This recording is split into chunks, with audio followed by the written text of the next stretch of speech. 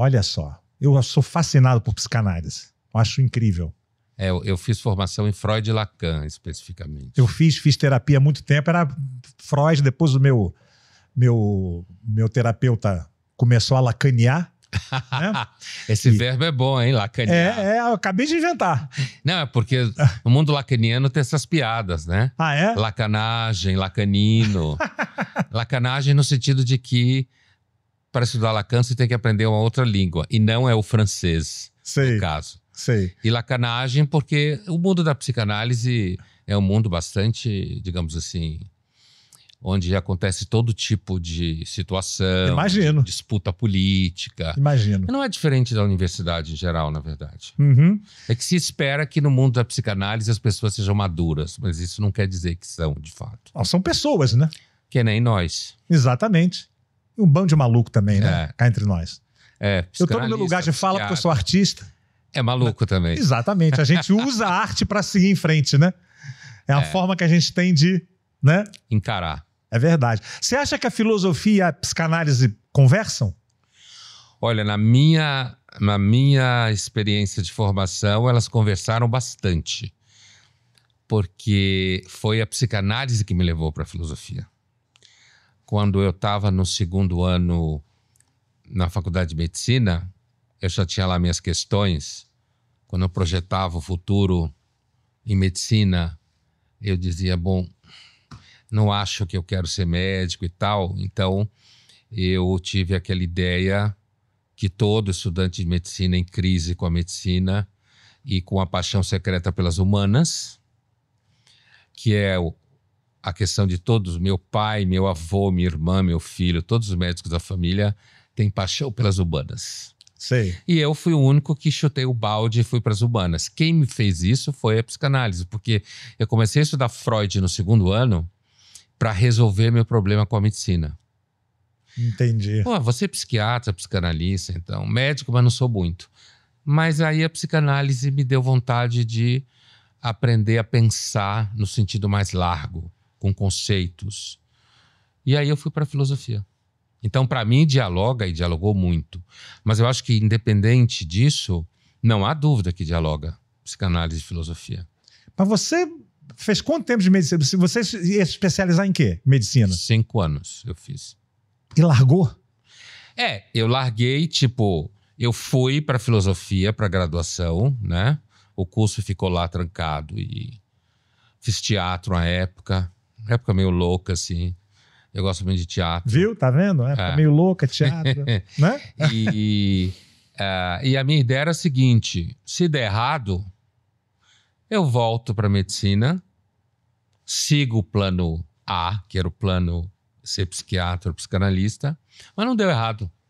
Então eu não voltei nunca mais. Que bom, mas 5 anos é tempo, né, Pondé? Porque, na verdade, assim... Veja, primeiro, eu gostava do curso. Eu sempre gostei de biologia, né? E isso... Eu entrei na faculdade de medicina, deve ter sido 79, 80. Acho que 79. E eu tinha feito, então, pouco antes, uma coisa que era muito comum na minha geração, chamado psicoteste, que é teste vocacional, como se chama hoje. Uhum. E a psicóloga falou, olha, você tem vocação tanto para a área biológica quanto para humanas. E ela falou para mim assim, veja bem, a sua família é uma família de médicos, tradicionalmente.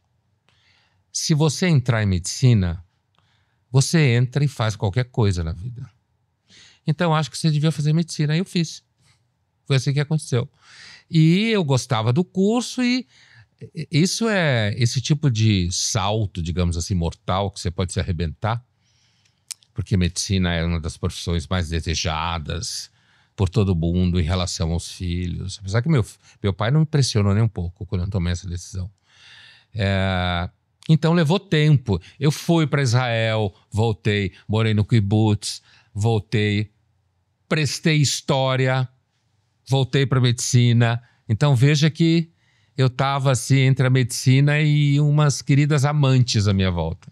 E você deve ter aprendido um bocado, né? 5 anos né? Ah, sim. O meu filho fala que eu saí da medicina, mas a medicina não saiu de mim. Com certeza.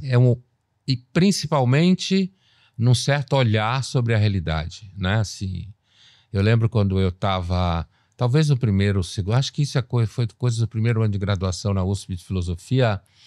Eu lembro que um dia na aula, eu lembro de mim pensando, mas esse povo da Humanas viaja muito na maionese, cara. Eles imaginam um mundo completamente descolado da realidade. Provavelmente era a aula do Rousseau, né? Mas não tenho certeza. Imagina um ser humano que não existe, sabe? Uma situação que não existe. Então, eu acho que a medicina permaneceu, antes de tudo, como um certo olhar sobre o mundo. Entende? Você ia fazer psiquiatria? Então, esse era o projeto. Na verdade, durante a faculdade, a maior experiência clínica que eu tive foi em gineco e obstetrícia. Porque o que acontece? Vai aparecendo oportunidades de você fazer plantão. Pelo menos era assim no começo dos anos 80. E você quer aprender, você quer treinar, entende? Você quer conhecer. E aí um amigo meu, que também acabou não fazendo gineco e obstetrícia, ele estava dando um plantão no hospital e ele me convidou, tinha uma vaga, eu fui, daí eu fui para outra, daí eu fui para outra, então eu quase virei gineco-obstetrícia meio que sem querer, assim. Mas o foco o tempo inteiro era que eu ia para psiquiatria e para psicanálise. Eu acho que se eu não fosse artista, muito provavelmente eu teria feito alguma coisa ligada à psicanálise ou psicologia. Para clinicar. Exatamente. É fascinante, né? A mente humana é muito fascinante. Dá para se perder legal nela. Eu imagino, né? Porque é complexa, né? O ser humano e tem tantas teorias, né? Eu lembro ainda na faculdade de medicina, eu tive um professor de psicologia médica, porque tinham 2 disciplinas, uma era psiquiatria, a outra psicologia médica. Da psicologia médica era um junguiano, né? E as aulas eram muito legais e tal. E aí ele passou um trabalho para nós, e o meu trabalho foi ler um livro do Jung chamado Tipos Psicológicos, né? É um dos livros mais importantes do Jung. E quando acabou o trabalho, eu já estava estudando Freud e Lacan nessa época, então já estava meio estragado, né, pelo Freud, principalmente, no bom sentido. E ele perguntou para mim, ele sabia disso por causa das minhas intervenções na aula e tal, e ele perguntou para mim o que eu tinha achado da teoria do Jung. E eu disse para ele exatamente isso: olha, achei a teoria belíssima, não pode ser verdade. Tava belo demais, né? Muito bonita. Continuo achando. Uhum. Eu li o Jung recentemente, voltei ao Jung por conta de um interesse específico em pré-história. E o Jung tem umas sacadas muito boas sobre... O Freud também tem, mas eu não conhecia as sacadas do Jung. Eu só conhecia tipos psicológicos, né? Por conta desse trabalho na faculdade. E, de fato, é uma teoria belíssima. E eu acho que, sem dúvida nenhuma, né, psicanálise tem essa coisa. Se você é freudiano, se odeia junguiano. Não é exatamente tem essa assim. rixazinha. Tem rixas entre as escolas. Lacan, Freud, conversam normalmente bem os dois. Eu digo os discípulos dos dois. Jung, aí você tem o povo da TCC hoje, cognitivo-comportamental, que está bombando na moda. Aí você tem os winnicottianos também, que está na descendência direta da psicanálise também, escola inglesa.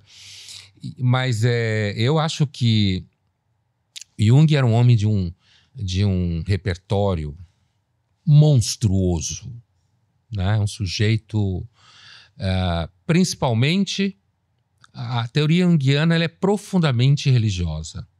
Ah, é? Profundamente ligada à história das religiões. Não no sentido da fé, eu tenho fé em, mas no sentido de conhecer a história das religiões e entender que sem as religiões você não entende o homem. Isso é fundamental. Curioso. E eu tive muita aluna, principalmente alunas e orientandas junguianas. E eu, durante um tempo, eu abri um grupo de pesquisa sobre mística medieval feminina, especificamente, que eu conheci o material quando eu estava na França, durante o sanduíche do doutorado, e me encantei com esses textos místicos, dessas mulheres século XIII e XIV, E eu trouxe muito material, comecei a dar aula, começou a aparecer muita gente interessada, muitas alunas, psicólogas junguianas, e com elas eu fui percebendo como Jung sem religião não anda. Não anda, né? Uma compreensão antropológico-filosófica, né, de natureza urbana, muito vinculada às tradições religiosas. E eu brincava com elas, que eu dizia às orientandas, olha, vocês vão tomar remédio e vocês não vão reduzir a mística X, qualquer que fosse, à teoria junguiana, tá? Eu não quero uma leitura junguiana de nenhuma dessas mulheres. Eu quero que vocês tratem do texto que elas escreveram, no universo que elas viviam, né? Porque, não é só por causa do Jung isso, tem um texto do Anatol Rosenfeld, o Anatol Rosenfeld, em que ele critica o uso do Freud na leitura do Hamlet e do Jung na leitura da Teresa d'Ávila. E o que ele afirma, eu acho que ele tem muita razão, é que quando você pega qualquer um desses teóricos de psicologia profunda para tratar um personagem, no caso do Freud no texto era o Hamlet, no caso do Édipo, né? E a Teresa d'Ávila, por conta da experiência mística, o que você faz?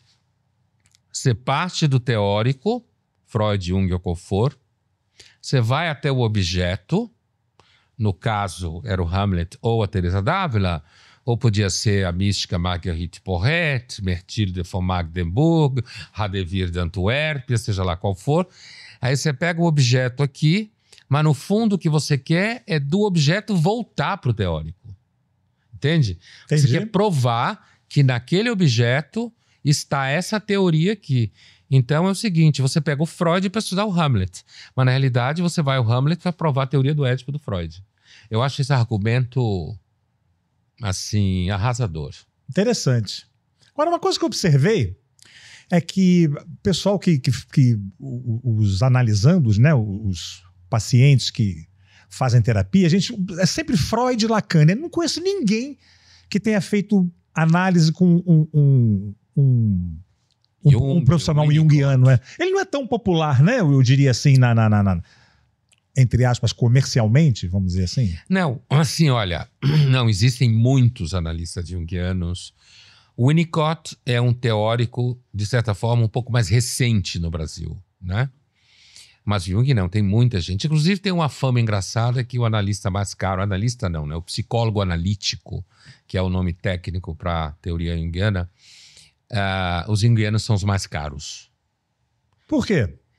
O porquê eu não sei, mas pelas histórias que eu ouço de gente que faz análise junguiana já fez, parece que é verdade. O porquê eu não sei, não teria nenhum motivo. De repente não ganha no giro, né? Ele ganha... Pode ser, pode ser. Na escala não vai, sei lá. Né? Mas o fato é que é. Agora, o que de fato existe é que o Freud e o Lacan, o Freud primeiro, é claro, e o Lacan, como Lacan dizia, eu sou freudiano, vocês são lacanianos, quer dizer, como ele se via como freudiano e portanto, quem era lacaniano para ele era freudiano, para o Lacan, eu quero dizer. Então, o que acontece é que Freud e Lacan, eles saíram do universo da psicoterapia. Eu estou falando dos praticantes, porque o Jung também saiu, enquanto estudioso, teórico da cultura, né? E o Lacan e o Freud também. Mas os praticantes, digamos assim, a herança do Freud e do Lacan, ela entrou para a cultura. Entende? Entendi. Ela entrou, ela virou, principalmente o Freud, que tem um alcance muito maior, inclusive porque a linguagem do Freud é mais humana, o do Lacan é uma linguagem, não por causa do francês, mas é uma linguagem bastante técnica, interna à teoria, meio parecido com Heidegger em filosofia, assim. E, então, penetrou na cultura, entende? Então, o Freud virou, na realidade, um crítico cultural, de certa forma, a teoria dele. Então, saiu para a arte, saiu para a filosofia, entendeu? Entrou em diálogo com o universo das letras fora da psicanálise. Abrangeu mais, né? E o mundo junguiano ficou mais dentro do mundo junguiano. Inclusive porque o mundo junguiano, apesar que Jung não é que ele inventa quase uma outra língua, como Lacan às vezes parece que sim, pelos truques que ele cria como conceito, a verdade é que quem trabalha com Jung tende a ficar dentro do universo junguiano. Entende? Então, não é que o Jung não influenciou a cultura, mas normalmente é uma coisa pontual. Enquanto que Freud não, ele está em toda parte. Ficou mais hermético, né? Ficou mais fechado dentro do próprio grupo junguiano. E isso, além do fato que a teoria junguiana, ela é, de certa forma, profundamente mística, extremamente simbólica. O Jung tinha um repertório em histórias da religião monstruoso, que eu imagino que nenhum junguiano consiga ter igual, ou talvez alguns poucos, né? Então, isso coloca o Jung num espaço muito específico, apesar de que o Jung tinha análises da cultura também muito ricas. Por exemplo, Jung disse certa feita, Sonhos, Memórias e Reflexões, que é um livro muito bom dele, já maduro, uma espécie de autobiografia, entre aspas, ele disse que a humanidade não consegue fazer nada com relação à humanidade. Isso é análise da cultura e antropológica. Muito inteligente. Com a qual eu concordo. Muito inteligente.